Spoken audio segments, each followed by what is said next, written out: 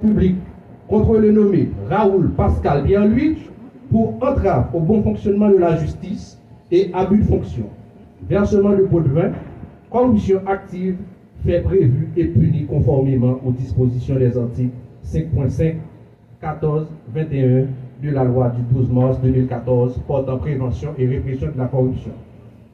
La mise en mouvement de l'action publique contre le nommé Lonique Léandre pour instigateur de versement de pots de vin fait prévu et puni par les dispositions de l'alinéa 2 de l'article 5.6 de la loi du 12 mars 2014 portant prévention et répression de la corruption.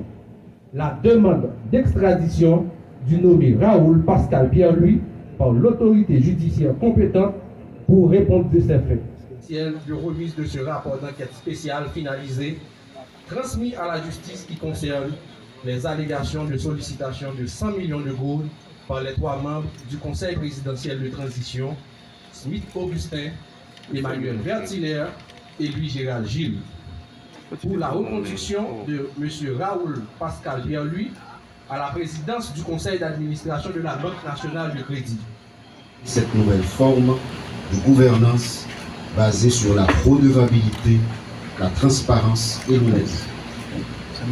Moins de 2 mois de cela, l'USCC a transmis à la justice 7 rapports d'enquête sur des faits avérés de corruption, mettant à nu un petit groupe qui développe un élan d'individualisme possessif au détriment de l'intérêt collectif. Ce matin, nous sommes en train d'assister à un événement sans précédent dans l'histoire politique et institutionnelle haïtienne où des hauts responsables de l'État qui assurent les attributions présidentielles sont impliqués dans un scandale de corruption.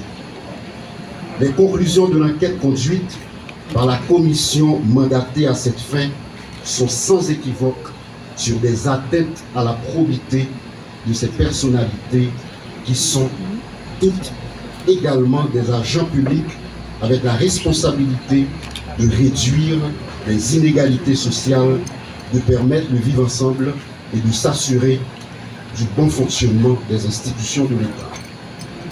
L'USCC, se conformant à sa mission légale, a mené une enquête impartiale, crédible et fiable sur cette affaire de corruption impliquant 3 membres du Conseil présidentiel de transition et l'ancien président du Conseil d'administration de la Banque nationale de crédit.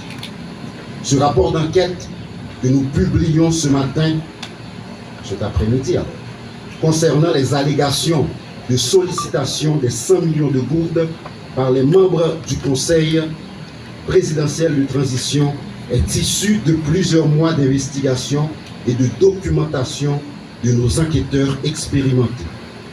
Ce travail effectué avec un élan d'objectivité est aussi un plaidoyer pour la bonne gouvernance et l'usage strict de l'intégrité dans la gestion de la chose publique. L'ULCC se trouve encore à ce carrefour historique en fonction des enjeux et de l'ampleur des grands dossiers à scandale qu'elle conduit. Cette institution qui détient cette noble charge de moraliser l'administration et la vie publique en général, de protéger les biens publics et collectifs, répondra toujours, sans moindre doute, à ses rendez-vous avec l'histoire. Définitivement, toutes celles et tous ceux qui gèrent les fonds publics ou qui occupent une fonction à forte influence ont désormais des comptes à rendre à la nation. Ce changement de paradigme est en résonance avec les objectifs de cette période intérimaire insérée dans le décret du 10 avril 2024 qui insiste sur les réformes profondes et considérables en vue de proposer une nouvelle forme de gouvernance axée sur le sens profond du service public.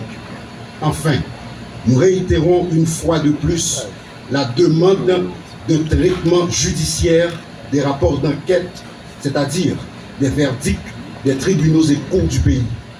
Je veux rappeler que les juges sont appelés à décider en toute indépendance en priorisant l'intérêt général, en s'efforçant de résister aux forces occultes détentrices d'avoirs importants issus des actes de corruption qu'ils sont tenus de réprimer.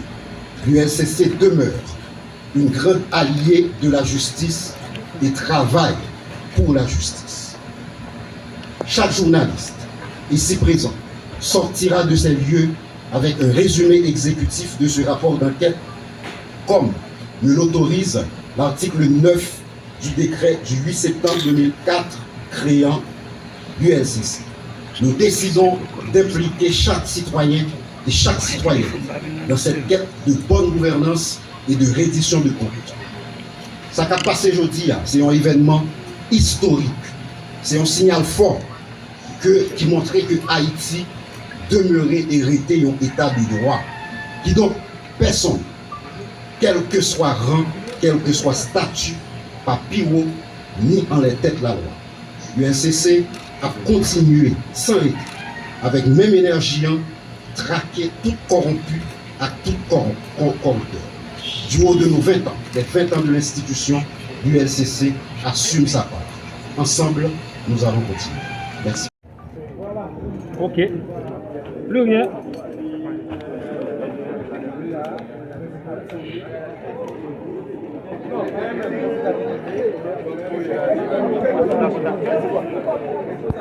Public contre le nommé Raoul Pascal Pierre-Louis pour entrave au bon fonctionnement de la justice et abus de fonction, versement de pots de vin, corruption active, fait prévu et puni conformément aux dispositions des articles 5.5, 14, 21 de la loi du 12 mars 2014 portant prévention et répression de la corruption.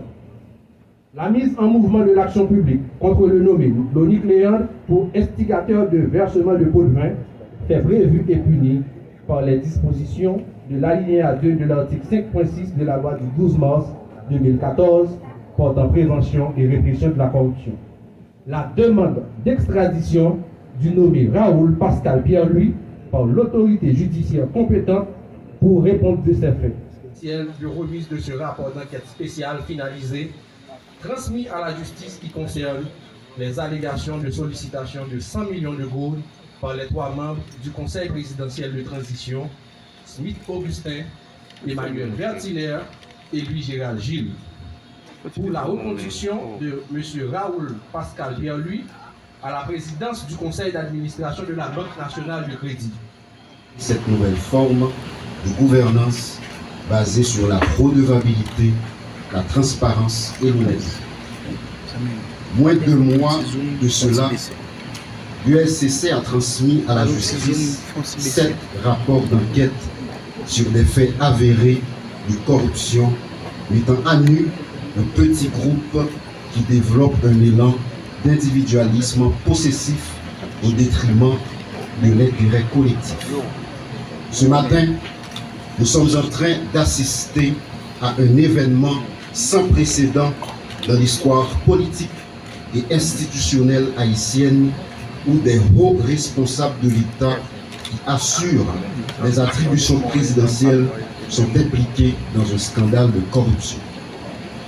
Les conclusions de l'enquête conduite par la commission mandatée à cette fin sont sans équivoque sur des atteintes à la probité de ces personnalités qui sont toutes également des agents publics avec la responsabilité de réduire les inégalités sociales, de permettre le vivre ensemble et de s'assurer du bon fonctionnement des institutions de l'État.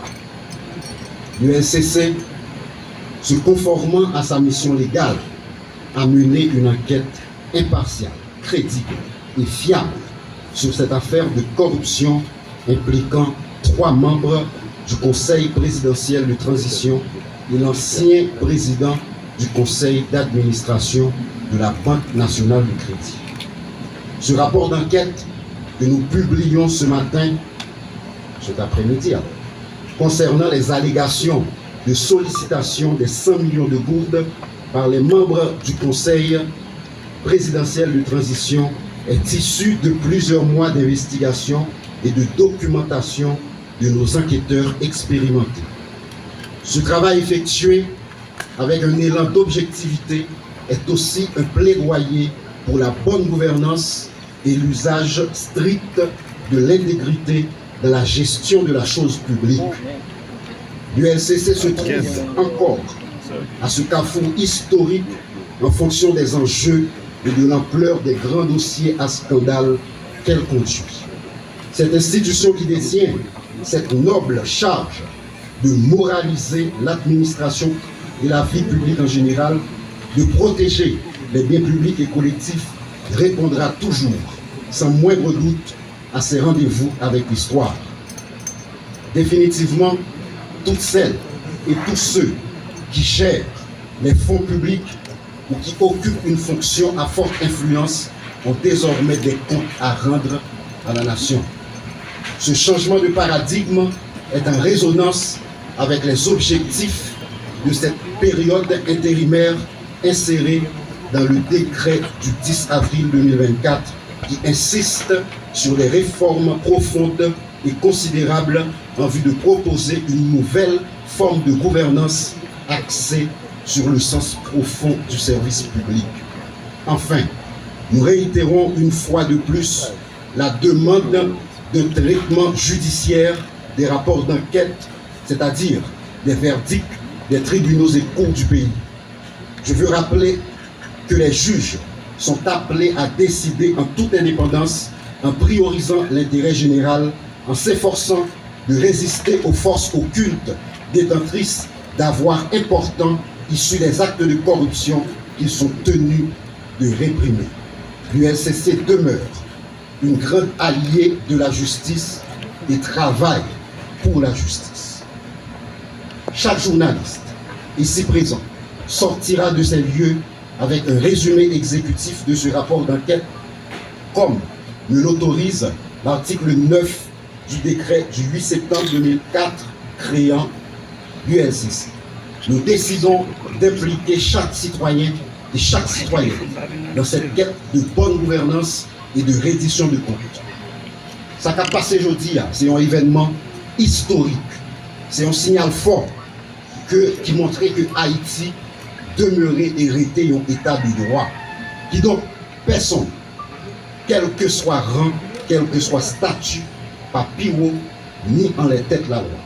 L'ULCC a continué sans arrêt, avec même énergie, traquer tout corrompu à tout corrupteur. Du haut de nos 20 ans, les 20 ans de l'institution, l'ULCC assume sa part. Ensemble, nous allons continuer. Merci. Ok. Plus rien.